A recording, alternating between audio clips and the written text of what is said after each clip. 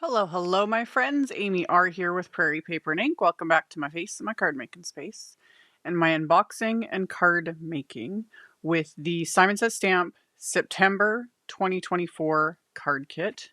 As always, disclaimer, I designed for Simon Says Stamp. These kits are sent to me. Don't need to do the unboxings. I don't have to. I like doing them. They're fun. And with the monthly kit, there are always options. You don't have to subscribe. If you do subscribe, there's like a little bit of a discount. You opt in. You're not forced into it every single month. There's options, and I'll link to the subscription info and all the things, and you can check it out because you can skip kits if it doesn't appeal to you, etc., etc. You can now add on to them as well, which is pretty sweet. And yeah, I'll link to the kit, the subscription info, everything that's available individually, etc. That will all be linked below, as well as whatever I end up deciding to make. I'll link to all those supplies. My links are affiliate links. That just means that if you use one of my links and click on it and end up placing an order, I get a little kickback from that at no extra cost to you. That's what helps fund the channel, pay the bills, keeps everything going. And let's look at this kit and see what's in it. So we'll switch on down to here, and we have, let me get the box out of the way. We've got one of Simon's mesh baggies. This will hold like an entire kit and then some. I use them for all sorts of things. They're just handy, like so handy. So this is the Chunky Thankful Greetings kit. First off, make sure I got everything. Okay. You get candy, as always. This one's banana. I love the candy. There's candy. There's a glue stick. Personally, I don't use glue sticks. I used to. When I first started card making, glue sticks were my go-to. But now I just save these and I keep them set aside and for my kids. But yeah, it's a great adhesive. I graduated to using liquid adhesive, but glue sticks do come in handy sometimes, so I like when they come in kits. So we got that. We've got some acetate cards. I haven't had a chance to use these yet. They came out in the last release as well. So they're pre-made, pre-folded. If you've ever worked with like heavier weight acetate to make your own cards, they are a pain to try and score and fold. Like, that's why I pretty much almost never do it, because it just annoys the heck out of me trying to get a really crisp fold, that sort of thing. So having these ones like kind of pre-done, it's kind of nice, you know? It takes a big chunk of the frustration out. So you get a pack of, I think it's like 5. 1, 2, 3, 4, 5, 6. 6. Cool. So you get those. I was excited about this because I already saw sneak peeks online. This is the Butterfly Burst 3D embossing folder. Like, yeah, I try to avoid the sneak peeks before the kits come out because I like to see it for the first time when I get it. And then I post these videos. But again, people can choose whether or not to watch them. Anyway, love this embossing folder though. It's so pretty. I'm excited about that. So there's the embossing folder. You get a few. These are American tags. These are just number 8 white tags. Generally, more often than not, I just implement tags like onto my cards. But these are a nice size too. So you get 3 of those. You get the rose-winged butterfly wafer die. And this is a nice size. Let's get that open. Yeah, it is a nice size. It's the same size as the packaging. So it's a good size. So you get that wafer die. There is pattern paper, of course, and it's super pretty. What brand is this pattern paper? This is Prima in full bloom 6x6 pattern paper, and man, it's just pretty. So pretty. Love it. I like the floral. Of course, it's florals. Like, I love florals. I love florals. So there's that. You get a pack of bling. This is the Simon Says stamp. Is there a name for this? There will be a name somewhere. Northern Lights confetti. It's just, I like that reflection. It's got like the blue purple sort of reflection. It's just, again, pretty. And then the stamp set this time, this is a CZ design set. That's fun. So this is the Chunky Thankful Greetings stamp set. So you got the great big sentiment and then like some buildable phrases for it. So we are so thankful. I'm so thankful. Feeling very thankful for you, for us. And then like more buildable sentiments. Love that. And then there's even little florals, like little buildable florals, and they're all marked like 1A. So that's 2A, 2B, 1B. So like to mark like what goes with what. That's really cute. There is a coordinating wafer die set that goes with this. It is separate. It's not part of the kit, but it is, you could add it on. It's a separate purchase. So that makes it really fun too. So there's that.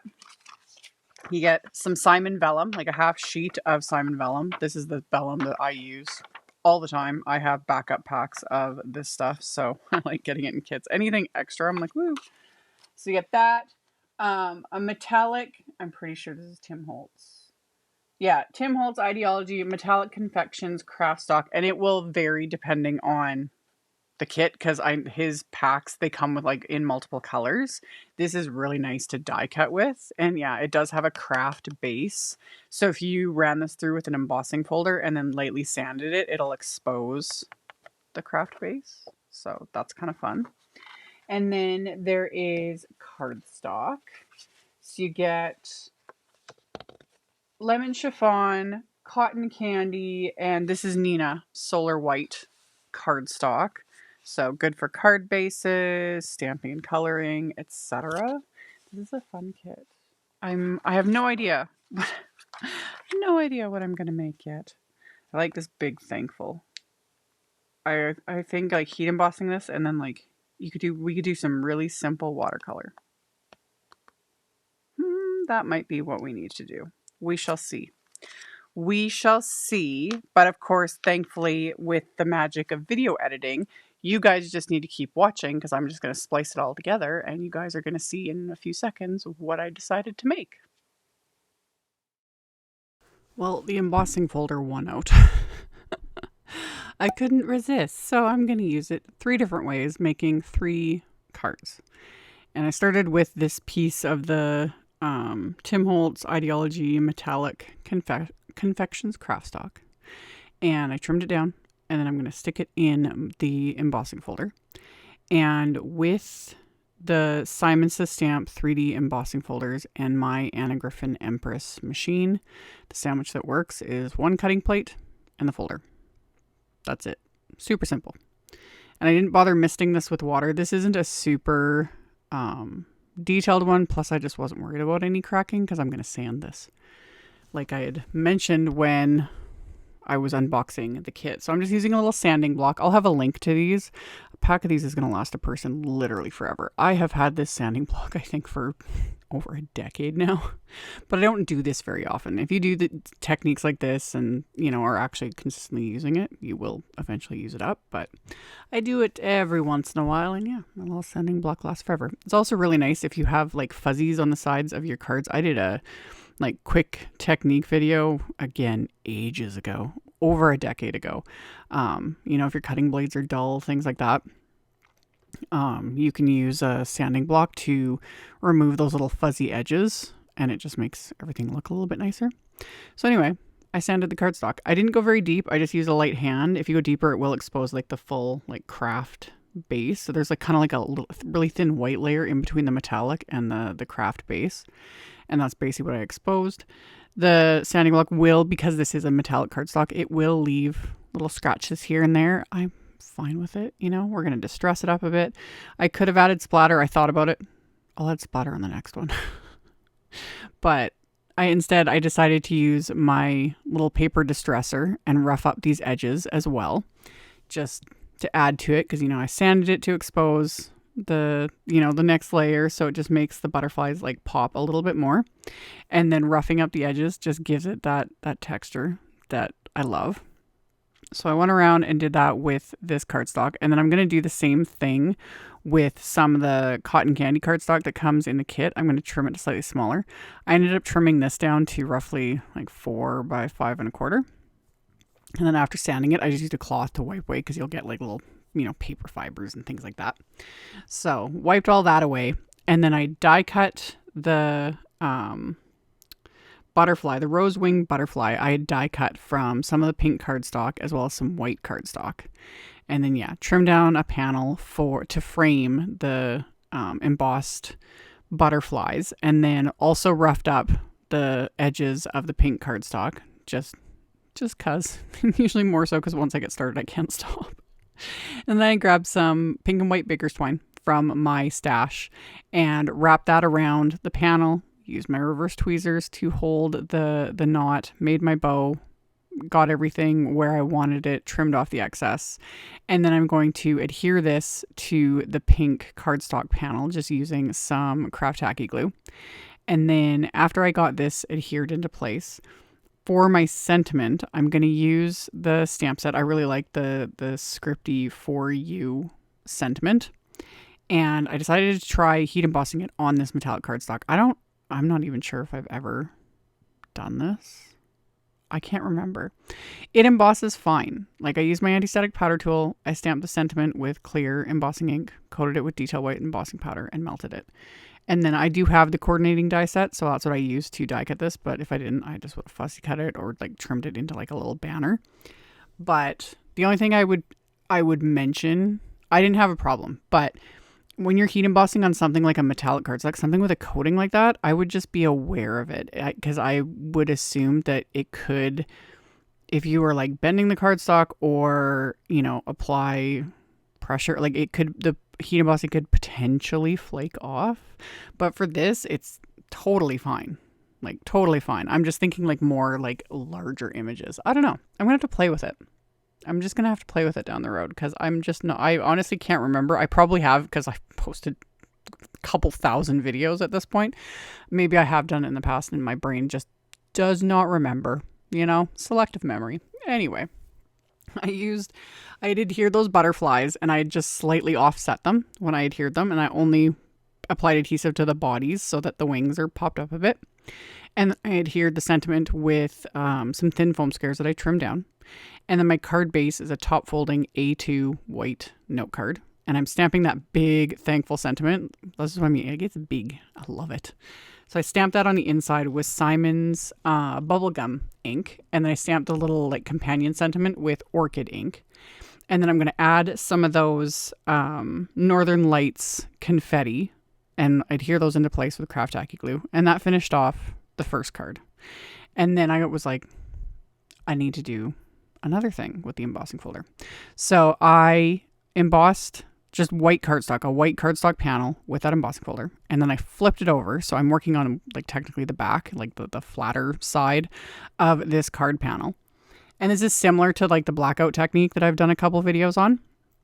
But this time I didn't add any other color, like with blending brushes, anything. Like it's just straight white cardstock. And I'm using that bubblegum ink pad and very light pressure. So this does take a while. I've sped this up, but it takes a while. And I'm also using extra light pressure because the Simon Positively Saturated inks, they aren't the, felt topped firmer ink pads. Like they're foam and they're more squishy. So I don't want to like press that and then pressing ink into the debossed butterflies. So I just worked my way around. I wasn't aiming for like perfection, like solid, perfect coverage. I kind of like the little like variations in color. Also, this specific ink pad needs to be re-inked on top of it. But again, I was kind of fine with that. So I just worked my way around and added that ink. And then, so it covers all the flat surfaces and then all the areas that were embossed just pop out. And I was like, this is fun. So after I did that, this is where I added splatter. So I used the first bit of splatter, because I used 2 splatters. I used the Picket Fence Paper Splatter Watercolor Liquid White Snowflake. So first time, nailed it. I win something. I don't know. I love using that because it's just pretty and shimmery. It doesn't really look like anything on camera, but I'll kind of show it at the end. I'll tilt it in the light. So I added that first with my little fan brush. And then I used the Spellbinders Splatter White Opaque Watercolor that I have been using quite a bit recently and quite liking. Put a little bit of that on my palette, added a drop of water to thin it out, and then same thing, just use my little fan brush and splattered that all over as well. And again, it's going to be subtle. This card is very, very soft, very subtle. Not something I do very often. So I did the same. I used the same sentiment. I was fixating on this sentiment because it was just perfect. I had white heat embossed it onto a scrap of cardstock and then applied the bubblegum ink over it, and the heat embossing resisted the ink. Wiped it off, die cut it. I die cut that butterfly from white cardstock, and all the interior pieces just happened to stay in place. You know, that happens sometimes, and I left it like that. I liked that. So I was like, I'm going to keep it as is. So I adhered it to the card, same thing, only adding adhesive to the body. And then I die cut another one from the VELLUM, and I applied adhesive again, just to the body. And I've talked about this a lot. Adhering vellum's kind of tricky because it shows through. But in this case, because I was adhering it right over the white cardstock, right over the same die cut, you honestly don't even see the adhesive at all. And then I adhered the sentiment right above it. Same thing, using some little foam squares.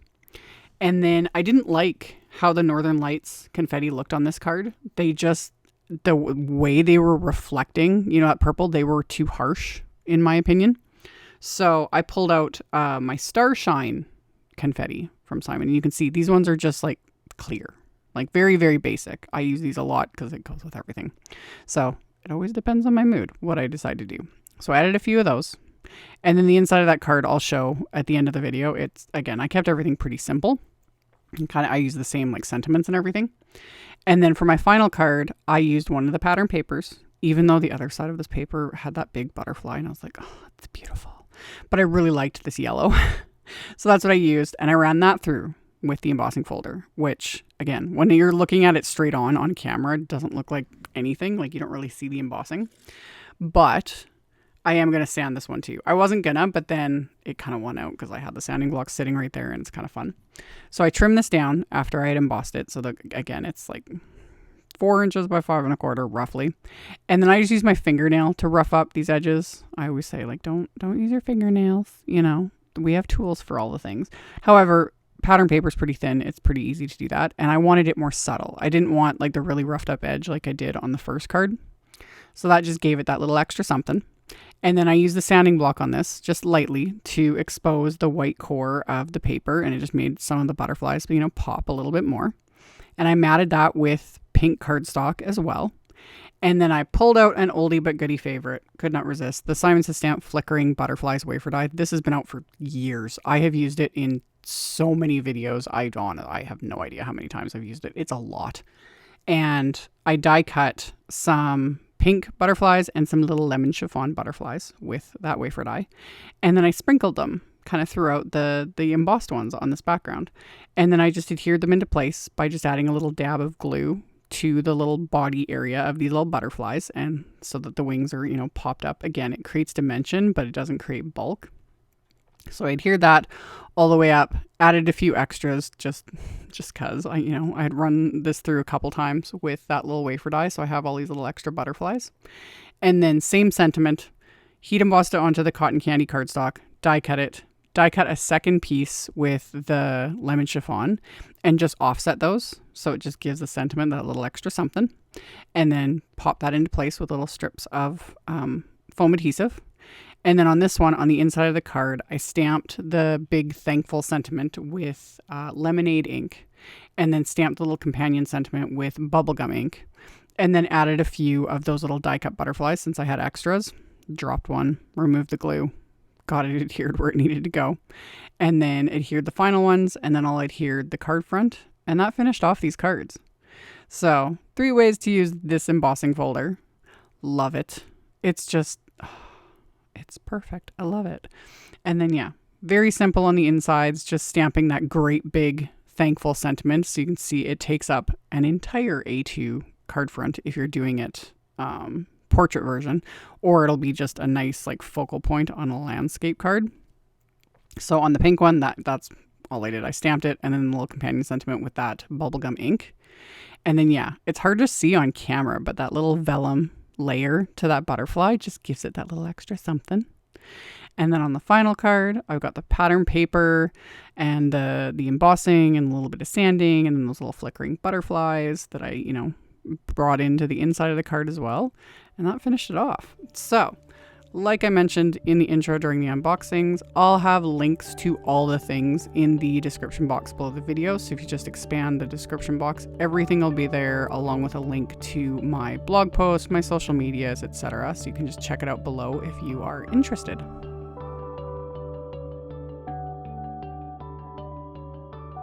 Thank you so much to my amazing Patreon supporters.